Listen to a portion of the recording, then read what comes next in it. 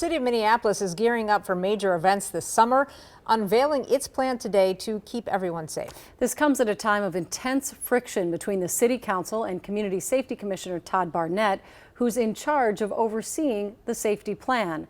Their strategies are vital, especially with crime already increasing.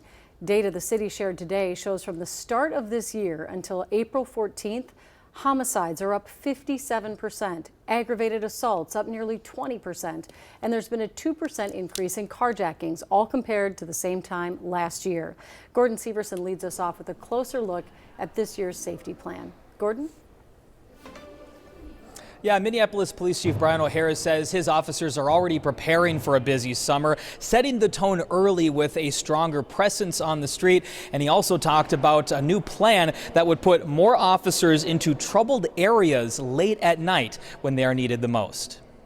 Summer is always a busy time for public safety, with the fire department seeing more fire calls, emergency management directors dealing with severe weather, and police responding to more crime. Our focus is on visibility, coordination, and results. Community Safety Commissioner Todd Barnett says his team has identified about a dozen large-scale events this summer that will require additional resources, including 4th of July celebrations and large-scale concerts and sporting events. The goal is to maintain strong services across the system throughout the summer. Chief Brian O'Hara also announced a new plan to assign extra patrol officers to neighborhoods like Dinkytown, Uptown, and Downtown during bar close. We're going to assign officers late at night, Friday and Saturday nights, from 6 p.m. to 4 a.m.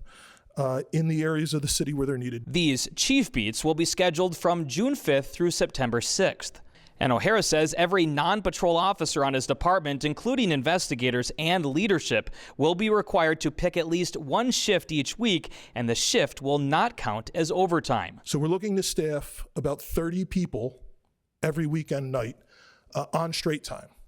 So they're going to have to take time off from their regular work schedule. Council members largely supported this idea to have more officers on the street late at night and to save money on overtime, but some were concerned about the other police work that could be neglected. Is there any concern, though, that you're pulling these officers away from their regular duties? Chair, council member, yes, it will have an impact on normal duties.